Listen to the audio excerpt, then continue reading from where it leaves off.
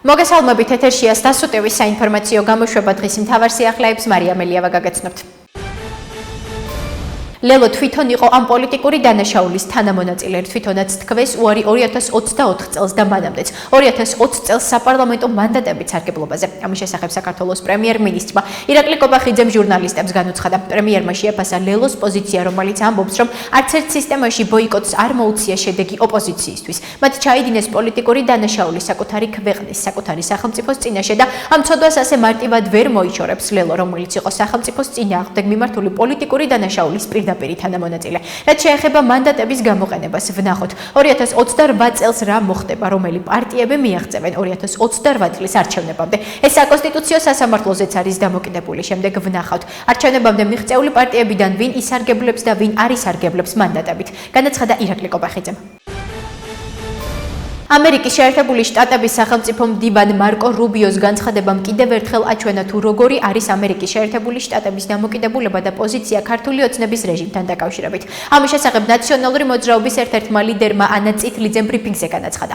მისი თქმით, საქართველოსა და ამერიკის შეერთებულ შტატებს შორის არანაირი ურთიერთობების გადატვირთვა არ იქნება და რომ საქართველოს ხელისუფლება არ შეიცვლის პოლიტიკურ ტრაექტორიას და ევროკავშირისა და აშშ-ის გზას არ დაუბრუნდება. ეს სტრატეგიული პარტნიორობა ქართულმა ოცნებამ დააკარგვინეს საქართველოს მოქალაქეებს და ეს მოცემულობა ვერ შეიცვლება იმის მიხედვით, თუ რა ინტერპრეტაცია ექნება ამ განცხადებებზე ქართული ოცნების რეჟიმს ან მის პროპაგანდისტებს. განაცხადა ანა წითლიძემ. როდესაც ეროვნული დღის აღსანიშნავად გამართულ ღონისძიებას ვესწრები, ეს ფაქტობრივად უფრო სიმბოლური დასწრებაა და ეს სიმბოლურია ჩვენი სურვილის, რომ ურთიერთობები დავათბოთ. ამის შესახებ ამერიკის შეერთებული შტატების სახელმწიფო მდივნის მოადგილე კრისტოფერ ლანდაუმ საქართველოს დამოუკიდებლობის დღისადმი მიძღვნილ ღონისძიებაზე განაცხადა, რომელსაც 1 ივნისს აშშ-ში საქართველოს ელჩმა თამარ ტალიაშვილმა უმასპინძლა. ჩემთვის დიდი პატივია ამ ღონისძიების ფარგლებში ამ მშვენიერ დარბაზში მოგმართოთ, მოგილოცოთ ქართულ ხალხს ეს მორიგი ისტორიული თარიღი და ერთი-ორი სიტყვით ვისაუბრო ქართულ ამერიკულ ურთიერთობებზე, როგორც ჩემი, ასევე აშშ-ის პრეზიდენტ ტრამპისა და სახელმწიფო მდივან რუბიოს სახელით, განაცხადა კრისტოფერ ლანდაუმ. მან საქართველოს ისტორიული, კულტურული, რელიგიური მემკვიდრეობის შესახებ ისაუბრა და ასევე აღნიშნა, რომ ქართულ და ამერიკელ ხალხს ბევრი საერთო აქვს. ძალიან კარგი იქნება თუ სხვა პატიმრებიც მიბაძავენ ამ ადამიანებს, მათ შორის აღიარების კუთხით, საქართველოს პრეზიდენტისადმი შეწყალებაზე მიმართვის კუთხით. ჩვენ შეგვიძლია აქედანვე პრეზიდენტთან შეთანხმებით კიდევ ერთხელ გავცეთ პირობა, რომ შესაბამისი მიმართვის აღიარების სინანულის შემთხვევაში ხელისუფლებას ექნება შესაბამისი რეაგირება. ამის შესახებ პრემიერ-მინისტრმა ირაკლი კობახიძემ ჟურნალისტებს განუცხადა, როდესაც ისაუბრა 4 ოქტომბრის აქციის დროს რამდენიმე დაკავებულის მიმართ საპროცესო შეთანხმების გაფორმების თაობაზე. როგორც კობახიძემ აღნიშნა, თუ იქნება აღიარება, რა თქმა უნდა, ხელისუფლებას ექნება შესაბამისი რეაგირება და ამაზე კიდევ ერთხელ შეუძლიათ პირობა დანონ. მან ასევე უპასუხა შეკითხვას TV1-ის ჟურნალისტ მაკა ჩიხლაძეზე და მის ოპერატორ გიორგი შეწირულზე მომხდარ თავდასხმაზე 2024 წლის დეკემბერში გამართულ საპროტესტო აქციაზე მუშაობის დროს. ამასთან დაკავშირებით თქვენ იცით, რომ ვიცე-პრემიერმა გააკეთა განცხადება და ბუნებრივია გამოძიება ბოლომდე დაინტერესდება ამ საკითხით და როგორც წინა შემთხვევაში მოხერხდა პირთა იდენტიფიცირება, იმედი გვაქვს, რომ ამ შემთხვევაშიც მოხერხდება. მიმდინარე პროცესია და შეიტყობთ ყველაფერს სათანადო დროს, განაცხადა კობახიძემ.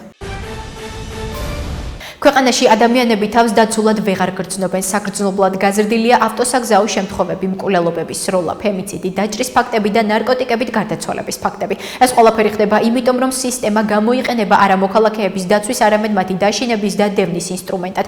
ამის შესახებ პარტიის გახარია საქართველოსთვის პოლიცსაბჭოს წევრმა გიორგი ჭანტურიამ ბრიფინგზე განაცხადა. მისივე თქმით, სამართალდამცავი სისტემა თავის ფუნქციას ვეღარ ასრულებს და შინაგან საქმეთა სამინისტროს პრიორიტეტი არა მოქალაქეებზე ზრუნვა, არამედ ოცნების ვიწრო პარტიული ინტერესების დაცვა, ტროტუარზე მყოფი ადამიანების დაკავება, მშვიდობიანი მოქალაქეების ჯგუფურად ცემა, დაშინება და მოქალაქეების Facebook-ზე კრიტიკული პოსტების სკროლვა სკრინვა გახდა.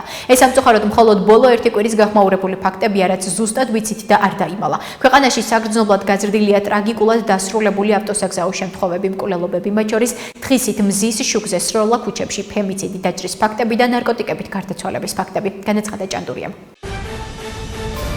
საქართველოს პარლამენტის თავმჯდომარე შალვა პაპუაშვილის ინფორმაციით BBC-ს წინააღმდეგ საჩივარი მესამედ გაიგზავნა. ამის შესახებ მან ჟურნალისტებს განუცხადა, ჯერ პასუხი არ მეგვიღია, ვნახოთ რა იქნება პასუხი, განაცხადა პაპუაშვილმა. მისივე თქმით, თუ BBC თავად არ გამოასწორებს დარღვევას, შემდეგი ეტაპი არის ბრიტანეთის კომუნიკაციების ბიუროსადმი მიმართვა, ხოლო თუ იქაც არ აღმოიფხრო დარღვევა, ამის შემდეგ მიმართავენ დიდი ბრიტანეთის სასამართლოს.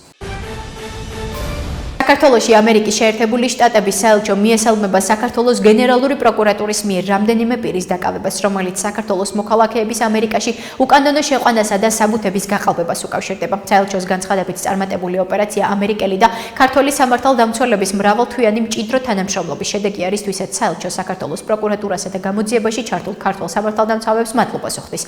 საქართველოს პროკურატურის და ამერიკის შეერთებული შტატების საელჩოს რეგიონული უსაფრთხოების სამსახურის მიერ ერთობლივად ჩატარებული ღონისძიების შედეგად გამოვლენილი ორი ორგანიზებული დანაშაულებრივი ჯგუფის გამოვლენის შესახებ თბილისის პროკურორმა გიორგი მიქაიამ ბრიფინგზე განაცხადა. ახლა კი გაგაცნობთ უცხოეთის სიახლეებს.